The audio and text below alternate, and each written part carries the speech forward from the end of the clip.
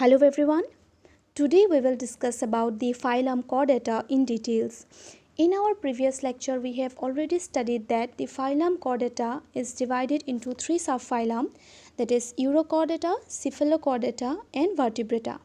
So now the subphylum Vertebrata is further divided into two divisions, Agnatha that lacks jaw and Gnathostomata that bears jaw. মানে Agnatha যাক কোৱা হয় হনুহীন আৰু Gnathostomata বা হনুযুক্ত. Now the Agnatha বা হনুহীন বিভাগটোৰ এটা শ্ৰেণী বা ক্লাছ আছে যেটো হৈছে Cyclostomata আৰু Gnathostomata ডিভিজনটোক আমাৰ দুটা অতি শ্ৰেণী বা সুপাৰ ক্লাছত ভাগ কৰা হৈছে. প্ৰথমটো হৈছে Pisces that bears fins বা মৎস্য বা ফানযুক্ত আৰু Tetrapoda বা চতুষ্পদী যেটো আমাৰ পদযুক্ত হ'ব but that bears limbs. Now the superclass Pisces is divided into two class বা মৎস্য অতি শ্ৰেণীটোক আমাৰ দুটা শ্ৰেণীত ভাগ কৰা হৈছে, that is Chondrichthyes and Ostricthyes, and the superclass বা অতি শ্ৰেণী চতুষ্পদীক আমাৰ চাৰিটা সাব ক্লাছত বা শ্ৰেণীত ডিভাইড কৰা হৈছে. The first one is Amphibia বা উভচৰ, Reptilia বা সৰীসৃপ, Apes বা পক্ষী, স্তন্যপায়ী বা mammals. So now we will in today's lecture we will discuss about the class Cyclostomata, Chondrichthyes and Ostricthyes in details. So see the first class, prathomtu class ba shreni hoise amar Cyclostomata. So all living members of the class Cyclostomata are ectoparasite on some fishes. Yate koise je Cyclostomata shrenir pray আটাইবোৰ প্ৰাণীয়ে বহি পৰিজীৱী হিচাপে বা এক্টোপেৰাসাইট হিচাপে বসবাস কৰিব কিছুমান মাছৰ দেহত বা মাছৰ দেহত সিহঁতে বহি পৰিজীৱী হিচাপে থাকে. They have an elongated body bearing 6 to 15 pairs of gill slits for respiration.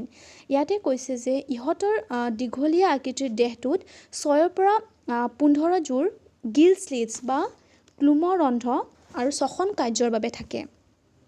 আৰু ইয়াতে কৈছে যে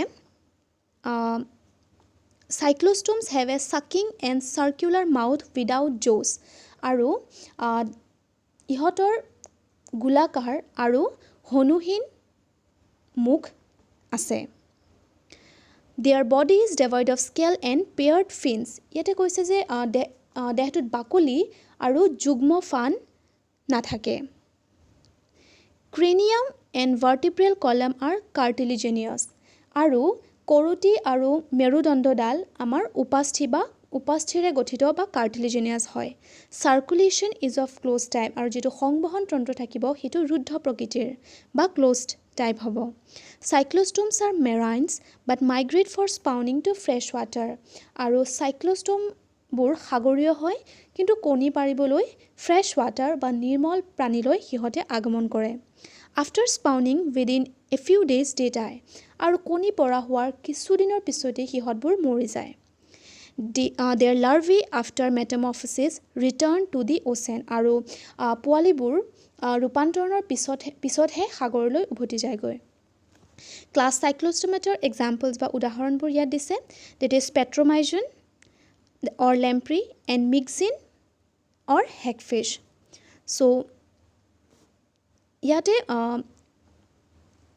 class Cyclostomata example, that is Petromyzonor diagram দিয়া হৈছে. So Petromyzon is a jawless vertebrate which is under class Cyclostomata.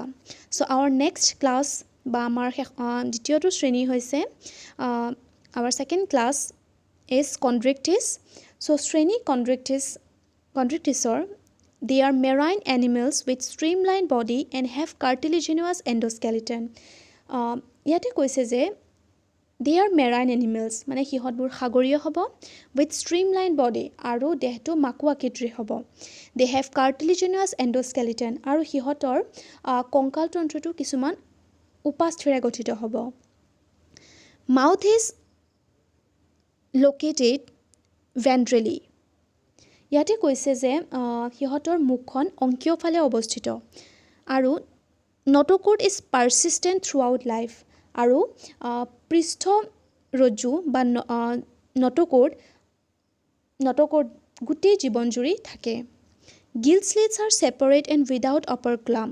ইয়াতে কৈছে যে gill slits বোৰ আমাৰ separate থাকিব মানে ক্লুমৰ ৰন্ধ্ৰবোৰ পৃথকভাৱে থাকে আৰু অপাৰকুলাম বা গিল কাভাৰখন নাথাকে। The skin is tough. ছালখন খহটা হ'ব, containing minute placoid scale আৰু য'ত সৰু সৰু প্লেকইড বাকলি থাকিব। Teeth are modified placoid scale which are backwardly directed আৰু দাঁতবোৰ প্লেকইড বাকলিৰে ৰূপান্তৰ মাথোন যিবোৰ ভিতৰ ফালে মুখ কৰি সজ্জিত থাকে। Their jaws are very powerful আৰু সিহঁতৰ হনুযোৰ যথেষ্ট শক্তিশালী হয়। Due to the absence of air bladder, they have to swim constantly to avoid sinking. আৰু সিহঁতৰ air bladder বা বায়ুথলী নথকাৰ বাবে প্ৰাণীবোৰে পানীত নুডুবিবলৈ একেৰাহে সাঁতুৰিবলগীয়া হয়। So ইয়াতে cartilaginous ফিছৰ এক্সাম্পলছবোৰ দিয়া হৈছে, that is Scoliodon আৰু Pristis. এতিয়া আমি চাওঁ heart is two chambered, that is one auricle and one ventricle. ইয়াতে কৈছে যে কণ্ড্ৰিকটিছ শ্ৰেণীৰ প্ৰাণীবোৰ হৃদযন্ত্ৰটো আমাৰ দুটা কোঠালীযুক্ত। ইয়াৰে এটা হৈছে এটা অলিণ্ড আৰু এটা নিলয়। Some of them have electric organs, example torpedo, and some possesses poison sting, example trigon. ইয়াতে কৈছে যে এই প্ৰাণীবোৰৰ কিছুমানৰ বৈদ্যুতিক অংগ বা ইলেক্ট্ৰিক অৰ্গেন থাকিব, এক্সাম্পল টৰ্পেডো, আৰু কিছুমানৰ আমাৰ বিশংকু বা পয়জন ষ্টিং থাকিব, উদাহৰণ আমাৰ ট্ৰাইগন। They are cold-blooded, that is poikilothermous animals, that is they lack the capacity to regulate their body temperature. ইয়াতে কৈছে যে ইহঁতবোৰ শীতল ৰক্তি প্ৰাণী বা poikilothermic animals আৰু অৰ্থাৎ শৰীৰৰ উত্তাপ নিয়ন্ত্ৰণ কৰিব নোৱাৰে, that is সিহঁতে বডি টেম্পাৰেচাৰটো ৰেগুলেট কৰিব নোৱাৰে। Sexes are separate. ইয়াতে কৈছে যে জনন অংগ পৃথকভাৱে থাকে। In males, pelvic fins bear claspers আৰু পুং প্ৰাণীবোৰৰ ক্ষেত্ৰত শ্ৰোণীফানত আলিংগক বা ক্লাস্পাৰ থাকে। They have internal fertilization and many of them are viviparous আৰু নিষেচন অন্তৰ্বৰ্তী আৰু সিহঁত বহুতো পোৱালি জগায়। Examples ইয়াতে দিছে যে Scoliodons or dogfish, Pristis or showfish আৰু Carcharodon or great white shark and trigon or stingray. So our next class বা আমাৰ শ্ৰেণীটো হৈছে আমাৰ Ostrictis. So see, it includes both marine and freshwater fishes with bony and skeleton.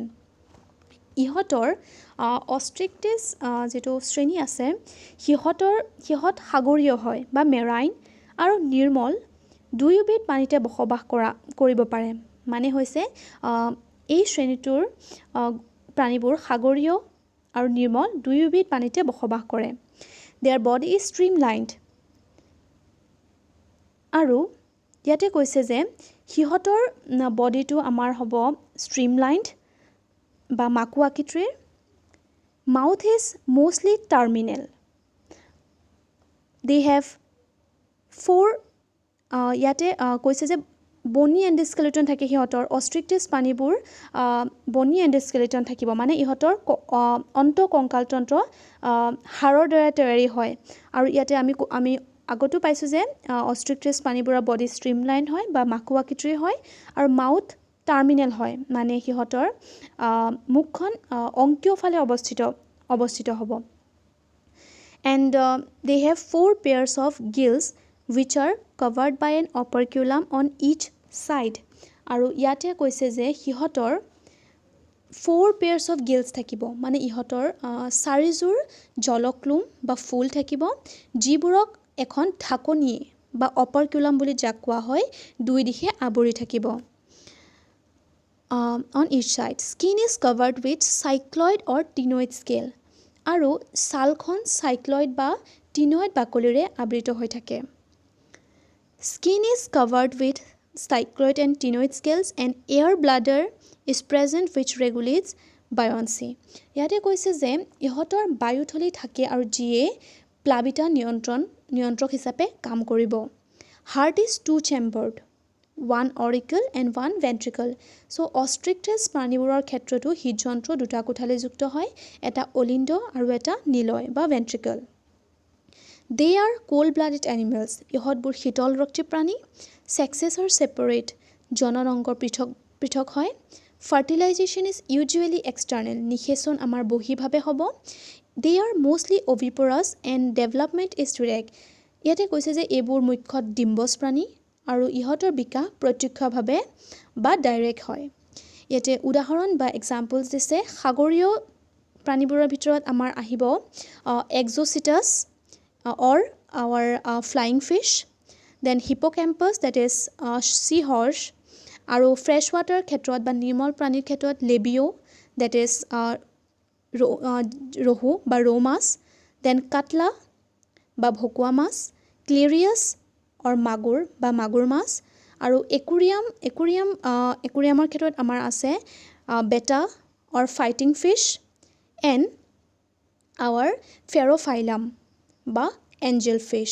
So this is all about the class Ostrictis. So in our next lecture we will start from the class Amphibia. Thank you.